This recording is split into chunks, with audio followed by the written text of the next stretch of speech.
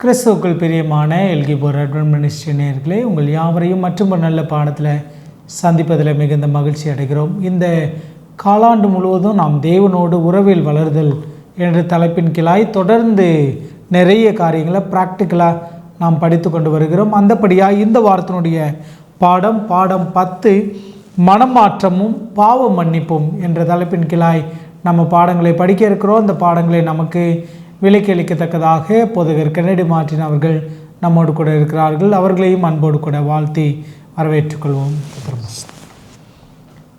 பரிசுத்த ஆவியான இடைப்படுதலுக்காய் நாம் தலைகளை தாழ்த்தி ஜெபம் செய்வோம்.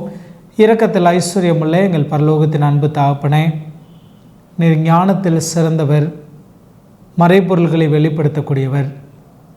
இந்த நாளிலே நாங்கள் படிக்கப் போகிற இந்த பாடங்களில் உம்முடைய கரம் கூட இருந்து எங்களை வழி நடத்தி மறைவானவைகளெல்லாம் கர்த்தர் எங்களுக்கு வெளிப்படுத்தி கொடுக்க வேண்டுமாய் உங்களுடைய பாத்திரை கெஞ்சுகிறோம். அந்த நாளிலே நாங்கள் படிக்கக்கூடிய பாடங்கள் எங்களை என் ஆண்டவரே, இதோ ஒருவேளை நாங்கள் பாவ நிலையில் இருப்போம் என்று சொன்னால் எங்களை ஒப்பு கொடுக்கத்தக்கதான ஒப்பு கொடுத்தலின் ஆவியை நாங்கள் பெற்றுக்கொள்ள கர்த்தர் உதவி செய்ய வேண்டுமாய் உடைய பாதத்திலே நாங்கள் கெஞ்சுகிறோம்.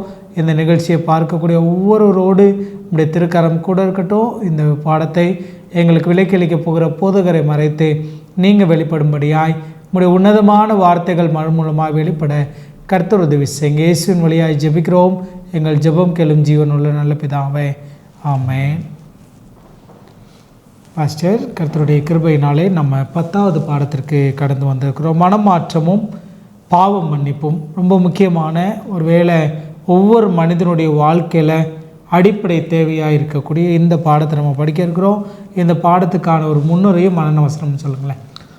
இந்த பாடத்தினுடைய தலைப்பு இந்த காலாண்டுடைய தலைப்போடு சேர்ந்து அதற்கு அர்த்தத்தை தரக்கூடிய விதத்தில் அல்லது அதனுடைய மைய கருத்தை பிரதிபலிக்கக்கூடிய விதத்தில் இந்த வாரத்தினுடைய தலைப்பானது நமக்கு இருக்கிறது படிப்பதற்காக.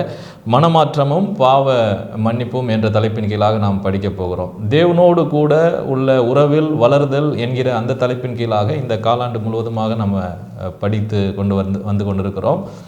அப்படி தேவனோடு கூட உள்ள உறவிலே வளர்வதற்கு இந்த 2 வார்த்தை, இந்த வாரத்தின் பாடத்தில் உள்ள 2 வார்த்தை, ஒன்று மனமாற்றம், இன்னொன்று பாவ மன்னிப்பு. மனமாற்றம் என்கிற அந்த அனுபவம் ஒரு மனிதனுடைய சிந்தையில் ஏற்பட்டால்தான் ஆண்டவருக்கும் நமக்கும் உள்ள உறவை நாம் தக்க வைத்து கொள்ள முடியும், அல்லது அந்த உறவிலே நாம் வளர முடியும். அடுத்த வார்த்தை பாவ மன்னிப்பு. நாம் மனம் மாறி பாவங்களை அறிக்கை செய்கின்ற பொழுது ஆண்டவர் பாவ மன்னிப்பை தருகிறார். அந்த பாவ மன்னிப்பின் நிச்சயத்தை பெறுகிறோம். பாவ மன்னிப்பின் நிச்சயத்தை பெற்ற பிள்ளைகளைப் போல பாவம் செய்யாமல் இந்த பூமியில் நாம் ஜீவிக்கின்ற பொழுது பூலோகத்தில் மாத்திரமல்ல பரலோகத்திலும் அந்த உறவு தொடர்வதற்கான ஒரு வாய்ப்பினை ஆண்டவர் நமக்கு ஏற்படுத்தி கொடுத்திருக்கிறார். அப்போ மனமாற்றத்தின் வாயிலாக நமக்கு பாவங்கள் மன்னிக்கப்படுகிறது. அந்த பாவங்கள் மன்னிக்கப்படுகிற பொழுது நமக்கும் தேவனுக்கும் உள்ள உறவு நாம் பரலோகம் செல்கிற வரைக்கும் தொடர்கிறது. பரலோகத்திலும் அது தொடர்கிறது. புதிய வானம் புதிய பூமியிலும் அது தொடர்வதற்கு ஏதுவாக இந்த காரியங்கள் இருக்கிறதை நாம் பார்க்க முடியும். இந்த வாரத்தில் குறிப்பாக இந்த மனமாற்றம் எப்படி ஒரு மனிதனுக்குள்ளாக ஏற்படுகிறது, பாவ மன்னிப்பை கர்த்தர் எப்போது இந்த மனிதனுக்கு தருகிறார், இந்த பாவ மன்னிப்பை பெறுகிற பிள்ளைகளுக்கான ஆசீர்வாதங்கள் என்னென்ன என்பதை இந்த வார பாடத்தில் நாம் படிப்போம். மனநவசனமாக 1 யோவான் 1ஆம் அதிகாரம் 9ஆம் வசனத்திலிருந்து எடுக்கப்பட்டிருக்கிறது. நம்முடைய பாவங்களை நாம் அறிக்கையிட்டால் பாவங்களை நமக்கு மன்னித்து எல்லா அநியாயத்தையும் நீக்கி நம்மை சுத்திகரிப்பதற்கு அவர் உண்மையும் நீதியும் உள்ளவராய் இருக்கிறார் என்று வசனத்தில் நாம் வாசிக்க முடிகிறோம். இப்போ இன்றைக்கு இந்த வசனத்தில் நம்முடைய பாவங்களை நாம் அறிக்கையிடுகிற பொழுது அதன் மூலமாக நமக்கு கிடைக்கிற ஆசீர்வாதங்கள் என்ன, நன்மைகள் என்ன என்பது இந்த மனவசனம் நமக்கு சொல்கிறது. வேதவசனம் சொல்கிறது, தன்னுடைய பாவங்களை மறைக்கிறவன் வாழ்வடைய மாட்டான், அவைகளை அறிக்கை செய்து விட்டு விடுகிறவனோ இரக்கம் பெறுவான் என்று நீதிமொழிகள் 28:13 வசனத்தில் நாம் வாசிக்க முடிகிறது. அப்படி அறிக்கை செய்கின்ற பொழுது ஆண்டவர் சொல்கிறார், எல்லா பாவத்தை எல்லா அநியாயத்தையும் நீக்கி நம்மை சுத்திகரிப்பதற்கு அவர் உண்மையும் நீதியும் உள்ளவராய் இருக்கிறார். இதில் ஒரு பெரிய சத்தியம் இருக்கிறது.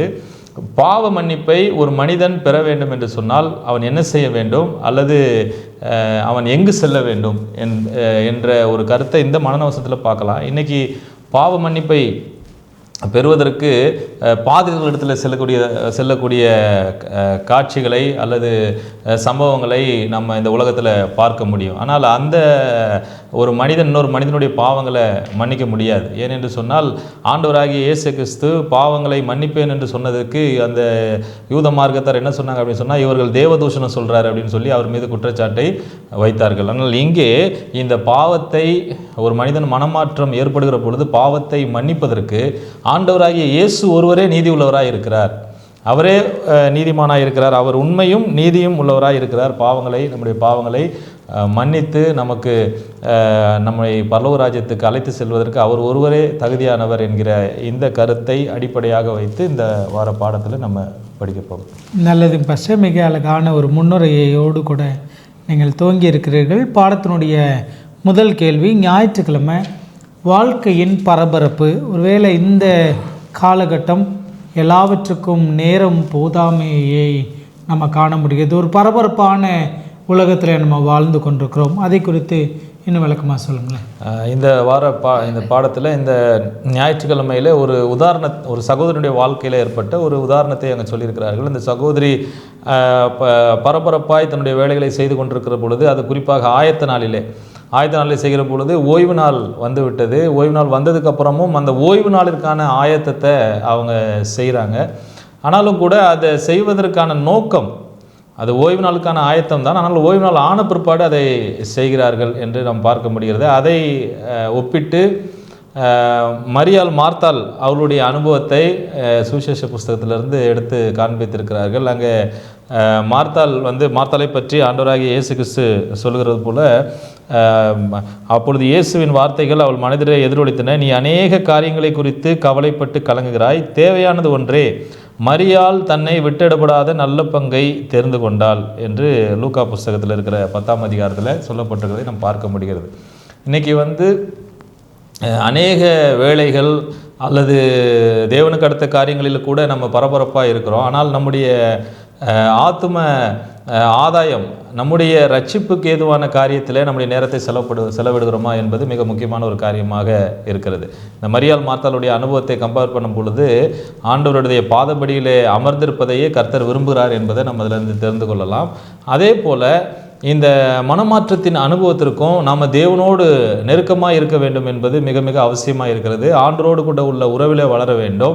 தேவனுடைய பாதபடியில் நாம் அமர வேண்டும். தேவனுடைய பாதபடியில் நம்ம அமர்கிற பொழுது ஆண்டவர் நம்முடைய சிந்தையில் பேசுகிற ஒரு காரியத்தை நாம் உணர முடியும். அது தேவனுக்கு பிரியமான ஒரு வாழ்க்கையை நாம் நடத்துவதற்கு நம்மை அது வழிநடத்தக்கூடிய ஒரு காரியமாக இருக்கும் என்பதை நம்ம பார்க்க முடிகிறது. இப்போ இந்த ஓய்வு நாள் ஆரம்பமான பிற்பாடும் ஓய்வு நாளுக்கான ஆயத்தத்தை அவங்க செய்கிறாங்க. அது நன்மையான காரியம் என்று இந்த பாடம் கொண்டு வரவில்லை. மாறாக தேவனுக்கும் நமக்கும் உள்ள உறவு பலப்பட்டிருக்க வேண்டும். அந்த உறவை பலவீனப்படுத்துவதற்கான சில காரியங்கள் நம்மிடத்தில் இருக்கும் பொழுது அதை எப்படி நாம் கண்டுகொள்வது என்பதை அடிப்படையாக வைத்து நமக்கு கொடுக்கப்பட்டிருக்கிறது. இப்போ ஏசாயா 64ஆம் அதிகாரம் 6ஆம் வசனத்தை நம்ம வாசிக்கின்ற பொழுது ஆண்டவராகிய இயேசு கிறிஸ்து அங்கே ஒரு முக்கிய சத்தியத்தை அங்கே சொல்லுகிறதை நாம் பார்க்க முடியுது. என்ன அப்படின்னு சொன்னால், அவர் தம்முடைய நீதியை நமக்கு அவர் கொடுக்கிறார். நம்முடைய பாவங்களை மன்னித்து நாம் மனமாறுகிற பொழுது அவர் தம்முடைய நீதியை நமக்கு அங்கே கொடுக்கிறார். நம்முடைய பாவத்திலிருந்து வெளிவருவதற்கான உதவியை கர்த்தர் செய்கிறார் என்பதை அடிப்படையாக வைத்து அங்கே சொல்லப்பட்டிருக்கிறது. பரபரப்பான சூழ்நிலை அது தேவனுக்கு அடுத்த காரியமாக இருந்தாலும் கூட அது என்னுடைய ரட்சிப்புக்கு ஏதுவாக இருக்கிறதா என்பதை நான் சிந்தித்து, ரட்சிப்புக்கு ஏதுவாக இருக்கிறதா என்பதை சிந்திப்பது மாத்திரமல்ல, எனக்கும் தேவனுக்கும் உள்ள உறவு பலப்படும்படியாக அந்த பரபரப்பான சூழ்நிலை இருக்கிறதா என்பதை நம்ம மனதில் வைத்துக்கொள்ள வேண்டும். அல்லது அந்த பரபரப்பான சூழ்நிலை அல்லது அது நல்ல காரியமாக இருந்தாலும் கூட அது எனக்கும் தேவனுக்கும் உள்ள உறவை சற்று விலக பார்க்கிறதா என்பதை நாம் கண்டுகொண்டு அதை நம்ம பிரித்து நாம் தேவனோடு கூட நெருக்கமாக இருக்க வேண்டும். நல்லது பஸ்டர், மிக அழகாக சொன்னீங்க. திங்கட்கிழமை பாடம் ஆவியானவரின் தூண்டுதல்கள். பரிசுத்த ஆவியானவர் நம்மளை சகல சத்தியத்துக்குள்ளாய் நடத்துவார் என்று வேதம் சொல்கிறது. ஆவியானுடைய தூண்டுதல்கள் என்ன? நாம் இந்த தலைப்பு மனமாற்றமும் பாவ மன்னிப்பும் என்று நாம் பார்த்தோம். இந்த மனமாற்றம் ஒரு மனிதனுக்குள்ளாக எப்போது நடக்கும் என்று சொல்கிற பொழுது பரிசுத்த ஆவியானவர் பாவத்தை குறித்தும் நீதியை குறித்தும் நியாயத்தை குறித்தும் கண்டித்து உணர்த்துவார். அது அவருடைய ஊழியமாக இருக்கிறது. அப்படி ஒரு மனிதனுடைய சிந்தையிலே பாவத்தை குறித்து கண்டித்து உணர்த்துகிற பொழுது அந்த மனமாற்றம் என்பது அந்த மனிதனுடைய வாழ்க்கையிலே நடக்கிறதை நம்ம பார்க்க முடியும். இப்போ இந்த ஆவியானவருடைய உதவியை நாம் பெற வேண்டும். ஆவியானவருடைய சத்தத்திற்கு நாம் செவி சாய்க்க வேண்டும். சங்கீத புஸ்தகத்தில் தாவீது சுத்த இருதயத்தை என்னில் சிருஷ்டியும் நிலைவரமான ஆவியை என்னில் புதுப்பியும் என்று அங்கே சொல்லுகிறது போல நாமும் தேவனுடைய ஆவியானவரை பெற வேண்டும் என்று சொன்னால், இன்றைக்கு ஆவியானவரை பெறுவதற்கான அடையாளம் என்று சொல்லும் பொழுது அநேக கிறிஸ்தவர்கள் அதை அந்நிய பாஷை பேசுகிறது அல்லது பலவிதமான காரியங்களில் ஈடுபடுவது என்று நினைக்கிறார்கள். ஆனால் அது அல்ல. ஆவியானவரை பெறுவதற்கான அடையாளம், நான் ஆவியானவரை பெற்றுக்கொண்டேன் என்று எப்பொழுது நான் உணர்ந்து கொள்ள முடியும் என்று சொன்னால், என்னுடைய குணம் என்ன செய்ய வேண்டும்? மாறப்பட வேண்டும். ஏனென்றால் ஆவியானவர் எனக்குள்ளாக வருகிற பொழுது வேதத்தில் நம்ம வாசிக்கிறது போல யோவான் 16:8 அவர் பாவத்தை குறித்தும் நீதியை குறித்தும் நியாயத்தை குறித்தும் கண்டித்து உணர்த்துகிற பொழுது என்னுடைய பழைய வாழ்க்கைக்கு நான் மரித்து புதிய வாழ்க்கைக்குள்ளாக ஒரு புதிய சிருஷ்டியாக நான் மாறுகிறேன். ஆவியானவர் என்னை வழி நடத்துகிறார். அப்போ அந்த ஆவியானவருடைய தூண்டுதல் அல்லது அந்த ஆவியானவருடைய சத்தத்துக்கு நான் செவி கொடுக்க வேண்டும். வசனம் சொல்கிறது, எந்த பாவமானாலும் மன்னிக்கப்படும், ஆனால் ஆவியானவருக்கு விரோதமாய் பேசப்படுகிற தூஷணம் மன்னிக்கப்படாது என்று அங்கே சொல்லப்பட்டிருக்கு. அதுக்கு என்ன அர்த்தம் அப்படின்னா, அது ஒரு தனிப்பட்ட பாவமா அப்படின்னா அது தனிப்பட்ட பாவம் அல்ல. ஆவியானவருக்கு விரோதமாய் பேசப்படுகிற தூஷணம் என்பது ஒரு தனிப்பட்ட பாவம் அல்ல. ஆவியானவருக்கு விரோதம் எந்த பாவமானாலும் மன்னிக்கப்படும் தான் நம்ம இதில் வாசித்தோம். வசனத்தில் நம்ம வாசித்த பொழுது, நம் பாவங்களை அறிக்கையிட்டால் பாவங்களை நமக்கு மன்னித்து எல்லா அநியாயத்தையும் நீக்கி நம்மை சுத்திகரிப்பதற்கு அவர் உண்மையை நீதி உள்ளவராக இருக்கிறார். எல்லா அநியாயத்தையும் மன்னிக்கிற தேவன் எந்த பாவமானாலும் மன்னிக்கப்படும், ஆவியானவருக்கு விரோதமாய் பேசப்படுகிற தூஷணம் மன்னிக்கப்படாது என்று சொல்கிற பொழுது அது ஒரு குறிப்பிட்ட பாவத்தை குறித்து பேசவில்லை. அந்த பாவ நிலையிலேயே தங்கி இருந்து அது ஒரு கடைசி நிலையில் தள்ளப்படுகிற ஒரு சூழ்நிலையை குறிக்கப்படுகிறது. என்னுடைய ஆவி என்றென்றும் உங்களோடு கூட போராடுவதில்லை என்று ஆதியாகம புஸ்தகம் 6வது அதிகாரத்தில் நம்ம வாசிக்கிறோம். அப்போ ஆவியானுடைய சத்தம் அல்லது ஆவியானுடைய தூண்டுதல்கள் நம்முடைய உள்ளத்தில் சிந்தையில் எழுப்பப்படும் பொழுது அதை உதாசீனப்படுத்தி ஒரு நிலையில் நாம் வருகிறோம். நமக்கு ஆவியானவர் நம்மிடத்திலிருந்து எடுத்துக்கொள்ளப்படுகிறார். அப்பொழுது பாவத்தை குறித்தும் நீதியை குறித்தும் நியாயத்தை குறித்தும் எந்த ஒரு உணர்வும் நமக்குள்ளே இருக்காது. ஏன் என்று சொன்னால் அந்த ஆவியானுடைய தூண்டுதல் நமக்குள்ளாக இருக்காது. அதுதான் எந்த பாவமானாலும் மன்னிக்கப்படும், ஆனால் ஆவியானவருக்கு விரோதமாய் பேசப்படுகிற தூஷணங்கள் மன்னிக்கப்படாது என்று அங்கே சொல்லப்பட்டிருக்குது. ஆகையால் நம்ம என்ன செய்ய வேண்டும் என்று சொன்னால், வசனம் சொல்கிறது, லூக்கா 11வது அதிகாரம் 13வது வசனத்தை நம்ம வாசித்தோம் அப்படின்னு சொன்னால், அங்கே ஆவியானவருக்காக நாம் வேண்டுதல் செய்யும் பொழுது நிச்சயமாக ஆண்டவர் ஆவியானவரை நமக்கு தருவேன் என்று சொல்லுகிறதை நம்ம பார்க்க முடியும். லூக்கா 11வது அதிகாரம் 13ஆம் வசனம் சொல்லுகிறது. 13ஆம் வசனத்தை நாம் வாசிக்கின்ற பொழுது, பொல்லாதவர்களாகிய நீங்கள் உங்கள் பிள்ளைகளுக்கு நல்ல ஈவுகளை கொடுக்க அறிந்திருக்கும் போது பரம பிதாவானவர் தம்மிடத்தில் வேண்டிக் கொள்கிறவர்களுக்கு பரிசுத்த ஆவியை கொடுப்பது அதிக நிச்சயம் அல்லவா என்றார். அப்போது ஆண்டவரிடத்தில் நம்ம வேண்டுகிற பொழுது ஆவியானவருடைய உதவியும் ஒத்தாசையை நம்ம வேண்டுகிற பொழுது நிச்சயமாக அந்த ஆவியானவரை ஆண்டவர் நமக்கு தருவார். நாம் வேண்டுவதற்கு முன்பதாகவே ஆவியானவர் நம்முடைய சிந்தையில் கிரியை செய்கிறதை நாம் பார்க்க முடியும், பேசுகிறதை பார்க்க முடியும். அப்போ இந்த ஆவியானவருடைய சத்தத்திற்கு நம்ம செவி கொடுக்க வேண்டும். ஓசியா புஸ்தகம் 6வது அதிகாரத்தில் மனம் திரும்புதலுக்கான அழைப்பை அவர் மீண்டும் மீண்டும் அங்கே கொடுக்கறத நம்ம பார்க்க முடிகிறது. அப்போ ஆவியானவருடைய சத்தத்துக்கு நம்ம செவி கொடுக்கிற பொழுது அந்த சத்தம் ஆவியானவருடைய சத்தம் என்று சொன்னால் அல்லது ஆவியானவருடைய தூண்டுதல் என்பது என்ன? எது ஆவியானுடைய தூண்டுதல் அப்படின்னா, இதை நீ செய்யாத, இது தவறு என்று சொல்வது தான் ஆவியானுடைய தூண்டுதல். இதை நீ செய், இது பாவமாக இருந்தாலும் பரவாயில்ல, உனக்கு அது மகிழ்ச்சியை தருகிறது என்று சொன்னால் அது பிசாசினுடைய சத்தம். ஆனால் இது பாவம், இது தேவனுக்கு விரோதமான பகையை ஏற்படுத்தும், தேவனுக்கும் நமக்கும் உள்ள உறவை துண்டிக்கும். ஆகவே இது தவறு, இது பாவம், இந்த பாவத்தை நீங்கள் செய்யக்கூடாது, இது நீதி அல்லாத ஒரு காரியம், இது அநீதி என்று நம்முடைய சிந்தையிலே நாம் சத்தம் என்னைக்கு கேட்குதோ அது ஆவியானுடைய தூண்டுதல் என்று நம்ம புரிந்து கொள்ள வேண்டும்.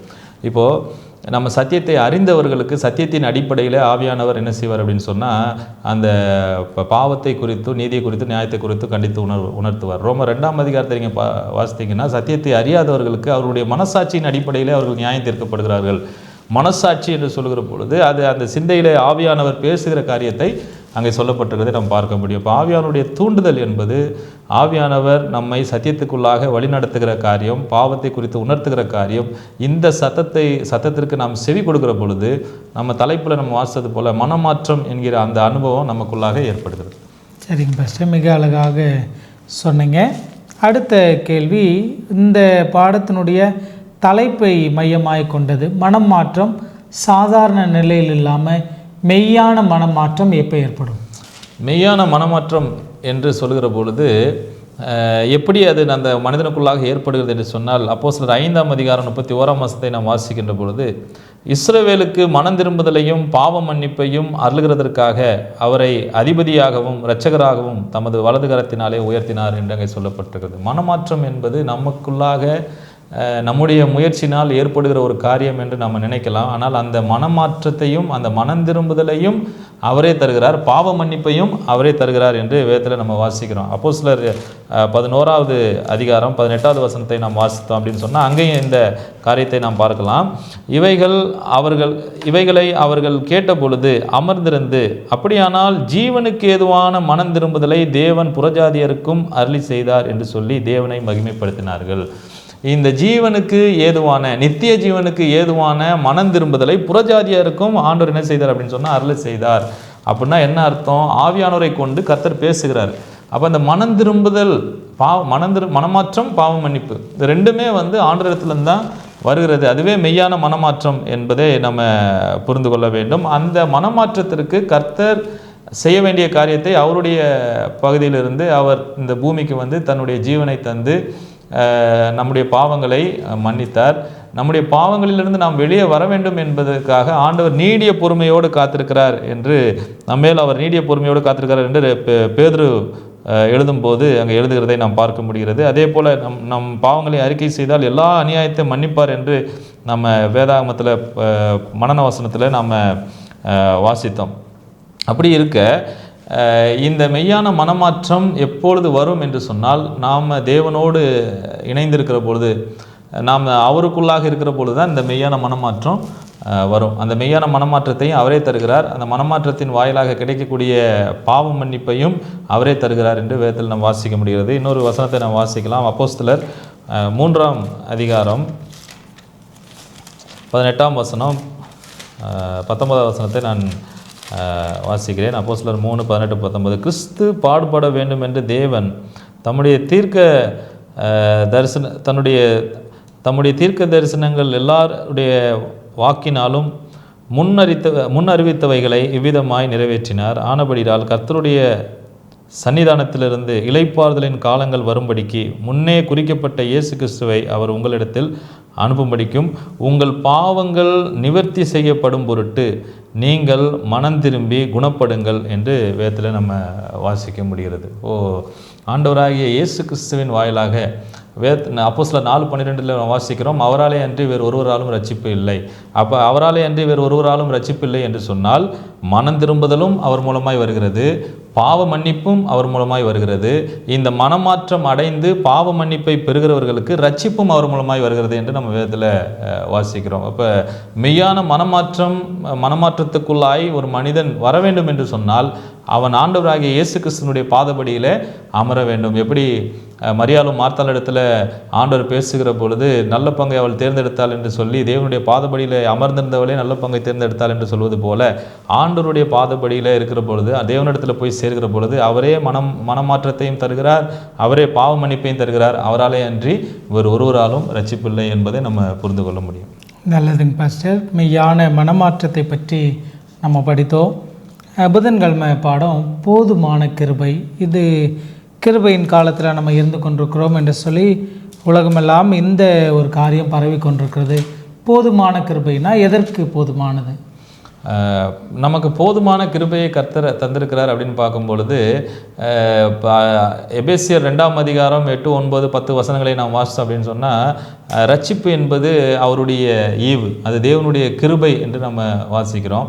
நாம் ரட்சிப்பதற்கு என்னென்னலாம் செய்ய வேண்டுமோ அவைகள் எல்லாவற்றையும் ஆண்டவர் செய்திருக்கிறார். அதுவே நமக்கு போதுமான ஒரு காரியமாக இருக்கிறது. தேவனுடைய குணாதிசயத்தை பற்றி யாத்திராகமம் 34ஆம் அதிகாரத்தை நாம் வாசிக்கின்ற பொழுது 6ஆம் வசனம் சொல்லுகிறது, அவர் கர்த்தர் இரக்கமும் கிருபையும் நீடிய சாந்தமும் மகா தயவும் சத்தியமுள்ள தேவன் என்று அங்கே சொல்லப்படுகிறதை நாம் பார்க்க முடியும். அதே போல் சங்கீதம் 103 சங்கீதம் 8 வசனத்தை நாம் வாசித்தோம் என்று சொன்னால் அங்கே சொல்லப்பட்டிருக்கிறது, கர்த்தர் உருக்கமும் இரக்கமும் நீடிய சாந்தமும் மிகுந்த கிருபையும் உள்ளவராய் இருக்கிறார். அப்போ மிகுந்த கிருபை உள்ள தேவன் என்ன செய்கிறார் என்று நாம் பார்க்கிற பொழுது, நாம் பாவிகளாய் இருக்கையிலே லூக்கா 18 அதிகாரம் 13 வசனத்தை நாம் வாசிக்கின்ற பொழுது, ஆண்டவர் நம்முடைய பாவங்களை மன்னிப்பதே நமக்கு மேலான ஒரு கிருபையாக இருக்கிறது. ஆயக்காரன் தூரத்தில் நின்று தன் கண்களை வானத்துக்கு ஏறெடுக்க துணியாமல் தன் மார்பிலை அடித்து கொண்டு, தேவனே பாவியாகி என்மேல் கிருபையாயிரும் என்று ஆண்டவர் சொல்லியிருக்கிற அங்கே அந்த ஆயக்காரனுடைய ஜெபத்தை நம்ம பார்க்க முடிகிறது. அப்படியானால் ஆண்டவர் நமக்கு நம்முடைய பாவங்களை மன்னிக்கிறார், பாவ மன்னிப்பின் நிச்சயத்தை தந்திருக்கிறார் என்பது தான் நமக்கு போதுமான கிருபையாக இருக்கிறது. அந்த பாவ மன்னிப்பின் நிச்சயத்தோடு கூட நமக்கு ஆண்டவர் வந்து ரட்சிப்பை தருகிறார் என்பது போதுமான கிருபையாக இருக்கிறது. ஆகவே பாவ மன்னிப்பின் நிச்சயத்தை பெற்ற பிள்ளைகளைப் போல இந்த பூமியிலே நாம் கீழ்ப்படிதலான வாழ்க்கை வாழ வேண்டும் என்பது தேவனுடைய ஒரு எதிர்பார்ப்பாக இருக்கிறது. சரிங்க பாஸ்டர், கேட்ட அத்தனை கேள்விகளுக்கும் நல்ல விதமாக பதில் சொன்னீங்க. பாடத்தினுடைய கடைசி கேள்வி, மிகவும் விலையுயர்ந்த அங்கி, இது என்ன அங்கி, நாம் எப்போது இதை பெற்றுக்கொள்வோம்? இங்கே ஆண்டவருடைய ஒரு உவமையை பற்றி பேசுகிற பொழுது, கல்யாணம் வஸ்திரம் தரிக்காமல் வந்திருந்த மனிதனை ஆண்டவர் சிநேகிதனே என்று அழைத்தார் என்று நம்ம பார்க்க முடிகிறது. இப்போ இந்த வஸ்திரம் என்று சொல்லும் பொழுது வெளிப்படுத்தின விசேஷத்தை நாம் வாசித்தோம் அப்படின்னு சொன்னால், வெளிப்படுத்தின விசேஷம் 7 அதிகாரத்திலும் 14 வசனத்திலும் 144,000 பேர், அதோடு கூட இருந்த திரளான கூட்டம், பரலோகத்திலே அவர்களுடைய காட்சி எப்படிப்பட்டதாக இருந்தது, அவர்கள் பரலோகத்துக்கு செல்வதற்கு எதன் அடிப்படையிலே அவர்கள் தகுதி பெற்றார்கள் என்று நாம் பார்க்கிற பொழுது அந்த வெளிப்படுத்தின விசேஷத்தை நம்ம வாசிக்கலாம். வெளிப்படுத்தின விசேஷம் 7 அதிகாரத்தை நாம் வாசித்தோம் அப்படின்னு சொன்னால், அவர்கள் தங்களுடைய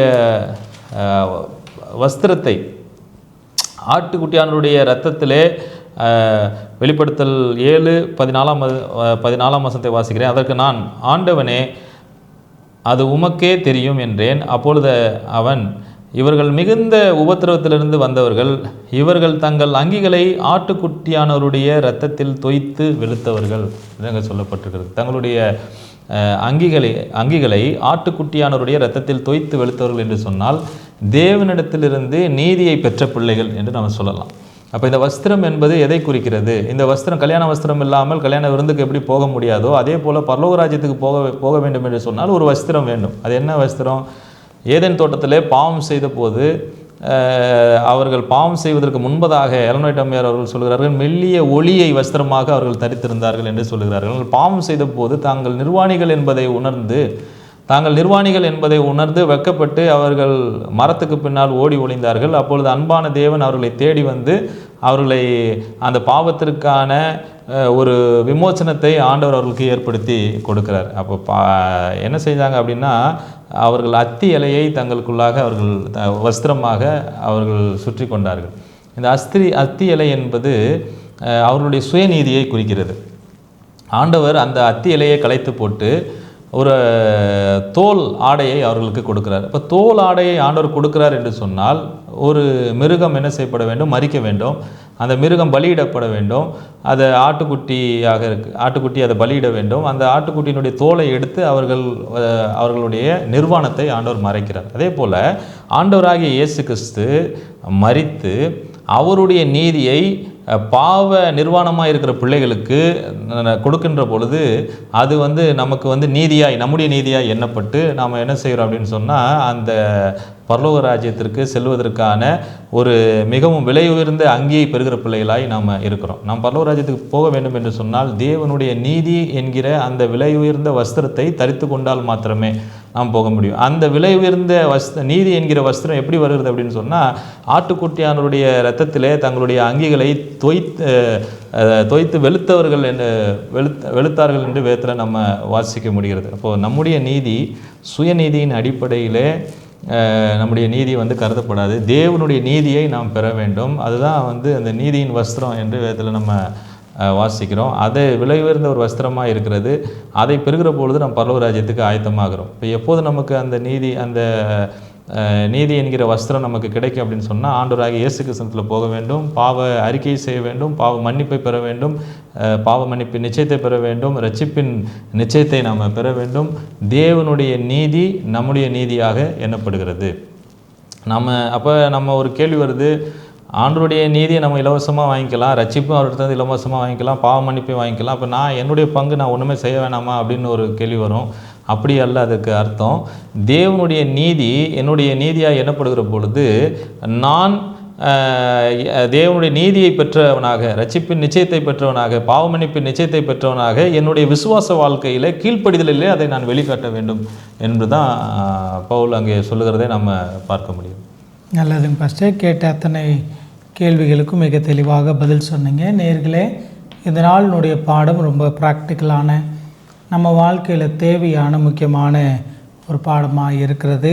நல்ல பாடங்களுக்காக ஆண்டவரை ஸ்தோத்திரிக்கிற ஒரு ஜெபத்தோடு கூட நம்ம அந்த பாடங்களை நிறைவு செய்வோம். போதர் அவர்கள் நம்மை ஜெபத்தில் வழி நடத்துவார்கள். எங்களை நேசிக்கிறதான அன்புள்ள தகப்பனே, இந்த நல்ல வேளையிலே மீண்டுமாக ஒரு பாடத்தை நாங்கள் படிக்கும்படியாக ஆண்டவர் கிருபையாக இருந்தீர். அதற்காக நன்றி செலுத்துகிறோம். இந்த பாடத்தின் வாயிலாக நாங்கள் கற்றுக்கொண்ட காரியங்களை எங்களுடைய வாழ்க்கையில் அபியாசிக்க பரலோகத்தின் ஞானத்தையும் ஆவியானுடைய உதவியும் ஒத்தாசையும் கர்த்தர் எங்களுக்கு கிடைக்க செய்ய வேண்டும்படியாக நாங்கள் ஜெபிக்கிறோம். இந்த நிகழ்ச்சியை பார்த்து கொண்டிருக்கிற ஒவ்வொரு பிள்ளைகளுக்கும் இந்த பாடமானது ஆசீர்வாதமாக இருக்க உதவி செய்யும். இயேசுவின் நாமத்தில் உங்களை கேட்கிறோம் பிதாவே, ஆமென். நேயர்களே, இந்த நாளினுடைய பாடம் நமக்கு ரொம்ப ஆசீர்வாதமாக இருந்திருக்கும் என்று கர்த்தருக்குள்ளாய் நம்புகிறேன். இது வல்லமையுள்ள தேவனுடைய ஊழிய பணிகளை எல்கிபோர் அட்வென்ட் மினிஸ்ட்ரீஸ் தொடர்ந்து எங்களோடு கூட இணைந்து கொள்ளுங்கள். வேதத்தில் இருக்கக்கூடிய சந்தேகங்கள், இந்த பாடத்தில் இருக்கக்கூடிய சந்தேகங்களை உங்கள் கமெண்ட் செக்ஷனில் தெரியப்படுத்தலாம். தேவன் தாமே உங்களை என்னை ஆசீர்வதிப்பாராக. ஆமென்.